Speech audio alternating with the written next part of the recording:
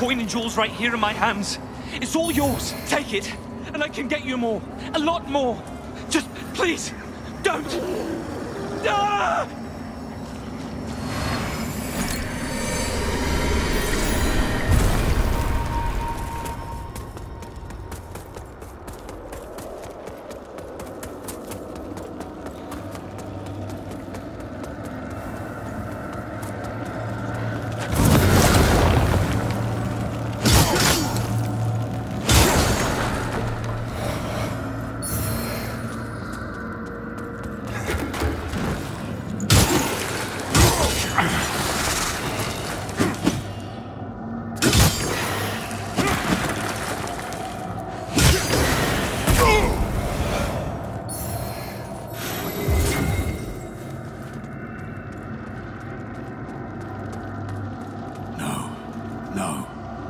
This is wrong.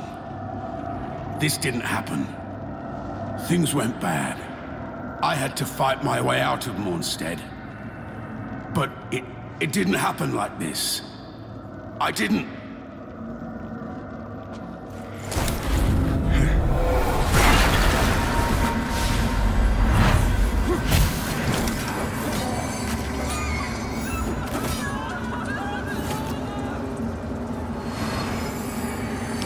I'm not a monster.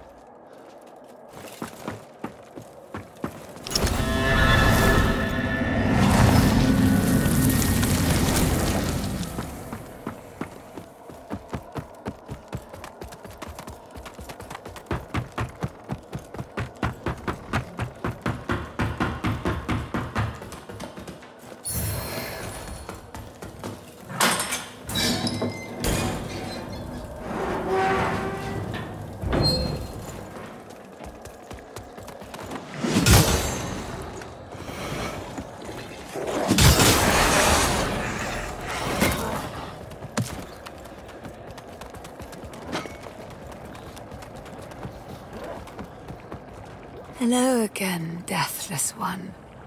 I'm glad you were able to free yourself from behind those bars. Perhaps it was the Golden Gallant who put you there. I couldn't see him by firelight. I wonder where he went. Witness the woe of living rock made flesh by the arrogance of gods. When I carry only thunder in my heart, I worry lightning will strike me twice. Will you bring news of this fallen one's kin?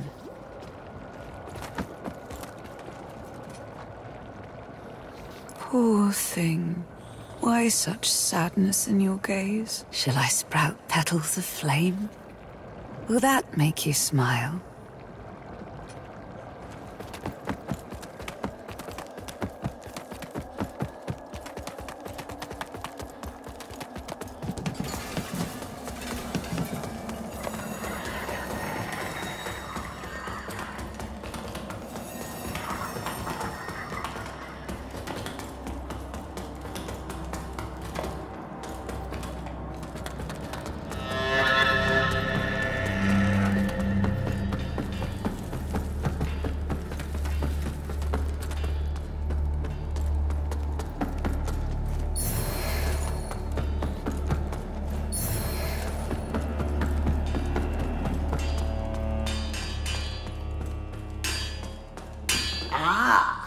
You again.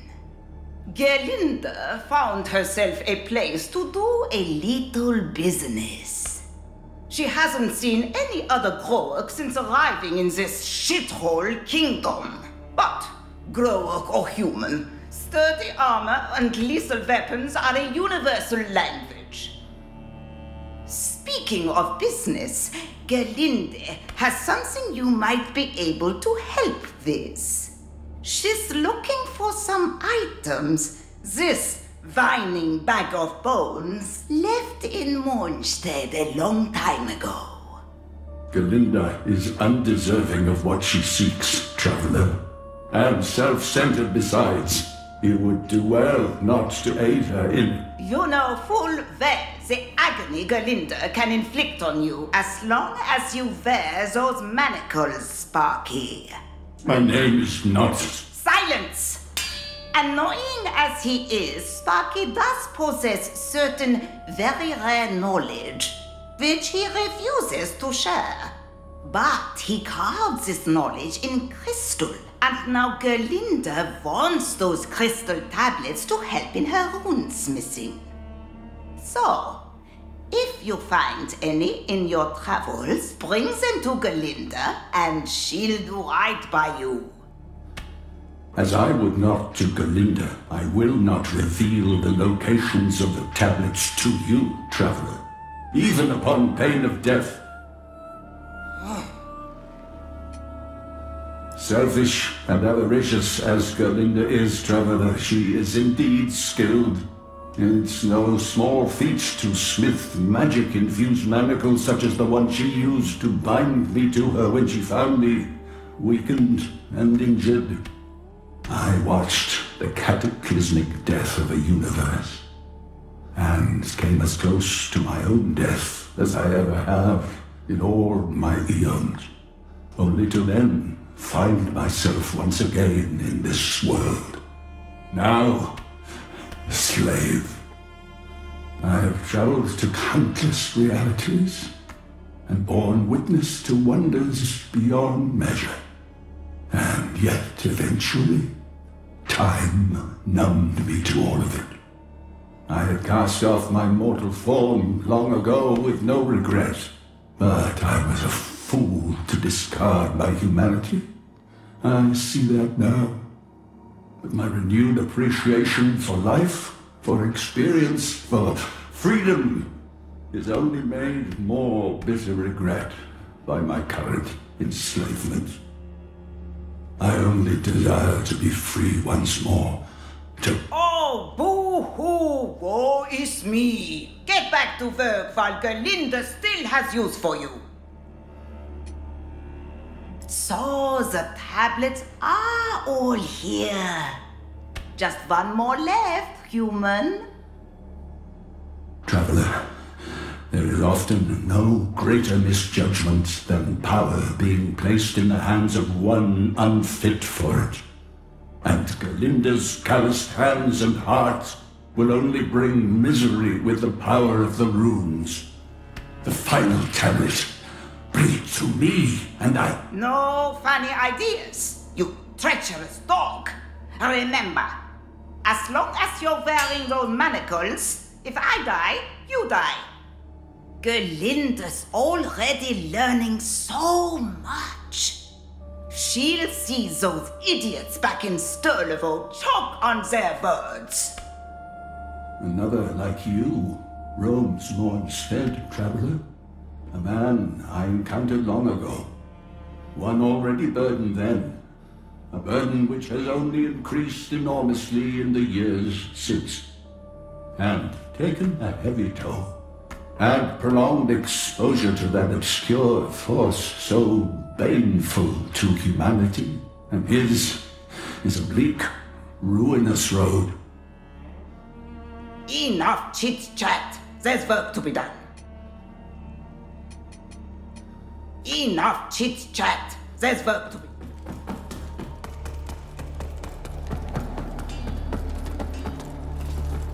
Good thing I've got thick, sturdy boots, because crossing some parts of that burning ruin they call Lower Galrath is like walking on hot coals. Still, when you grow up in Perdam, you quickly learn what true heat is.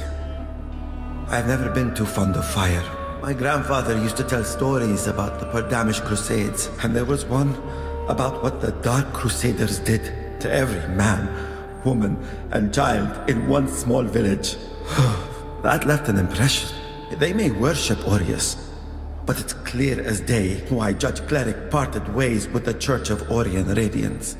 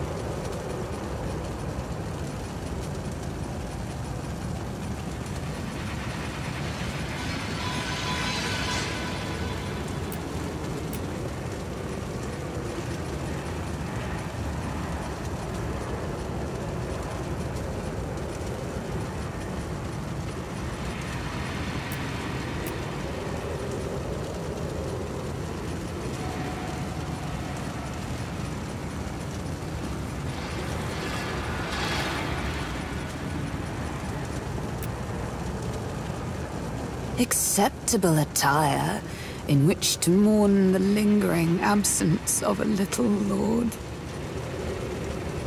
The noble people of Moonstead, carved from the cold rock and baptized in the blood of innocence. The noble people of Moonstead, carved from the cold.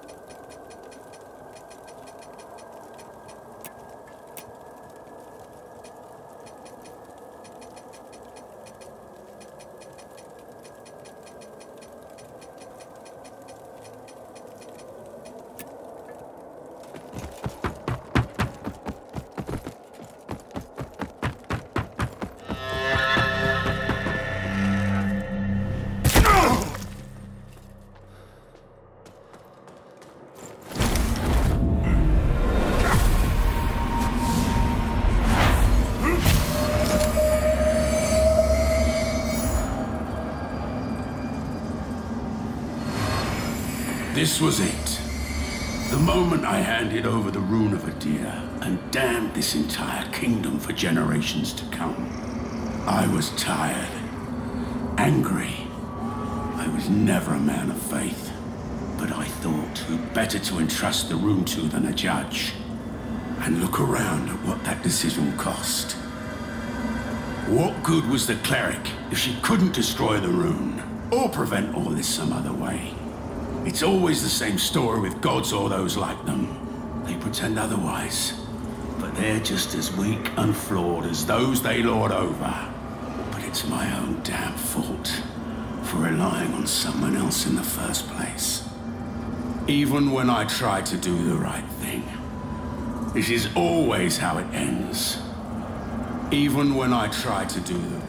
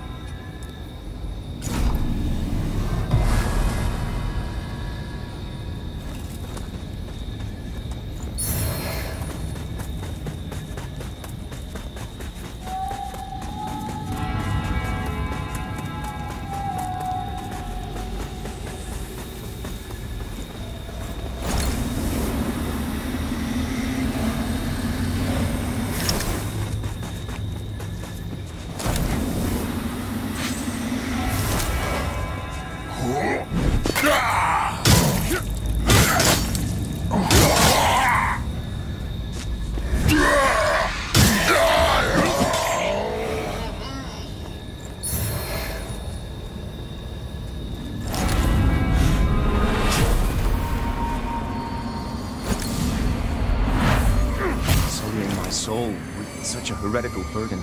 I cannot help but feel like this path only leads me, leads all of us, further from Orius's light, not closer to it. Exactor, there must be some other way. So you deem my guidance injudicious? No, And your soul of greater significance than the world entire, and all other souls upon it? No. For one whose family name bears the shame it does, Isaac, you exhibit an unfortunate tendency toward recalcitrance. I would be discontented if the hubris to which your brother succumbed was confirmed a familial sin. Look to the damnatory skin you carry, Paladin, for that is your true burden, not the umbral lamp.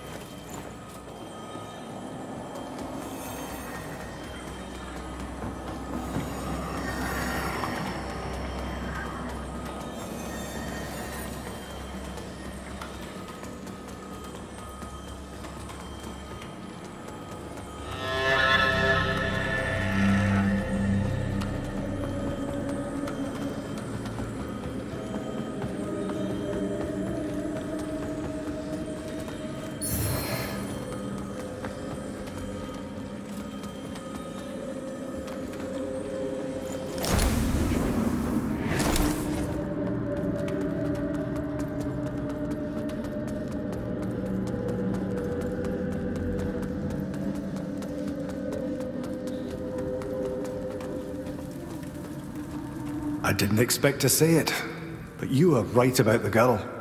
And to think I almost... Anyway, cooler heads prevailed, eh? And it's to you I owe that, so thank you. It took some doing, but I convinced her to stick with me, so I can keep an eye on her. I can't undo what's already been done to her, but she's just a child. She deserves some kind of a chance at life, at happiness. I'm probably an old fool for thinking I can help, but I have to try. Aye, after all that, I let her keep the pendant. Seeing how happy it makes her, well, I reckon it's in the right hands. Speaking of which, I want you to have this. I've never had any real use for it, if I'm honest, but it might do you some good. Hello, Byron's friend. I like Byron. He's nice. He asked if I'd like to leave Mornstead and live somewhere safer. I asked him where, and he said he wasn't sure yet. But I said yes. Mornstead's not a very nice place. He says we'll go soon. It'll be an adventure. I can't wait to see all the pretty things out in the world. Byron says there's all kinds of beauty out there.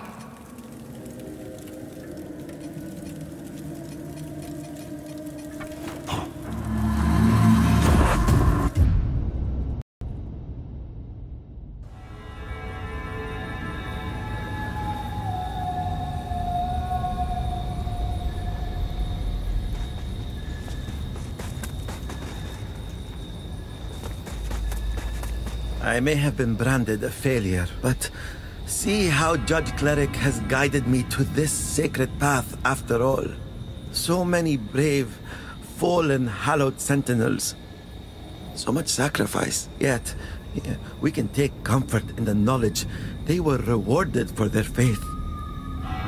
Life itself is a long and winding path, and sometimes you carry much, sometimes nothing at all. But the most important things are those you carry inside, and they are always with you.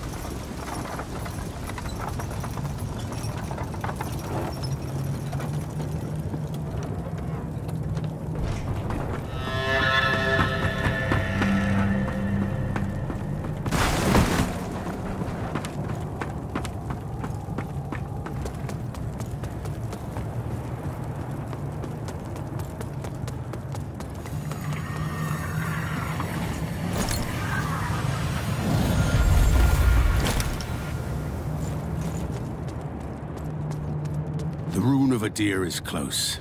I can taste it, like blood in my mouth. They all want me to give in to despair, but that's for the weak. The rune is mine, always has been, and I'm going to take it back. Let the gods bestow their grace on anyone who tries to stop me, like these fools. There's no salvation here. No redemption. Not for anyone. Let Moonstead and every meaningless life in it burn. There's no salvation here. No redemption. Not for anyone. Let Moonstead and every meaningless life in it burn. There's no salvation here.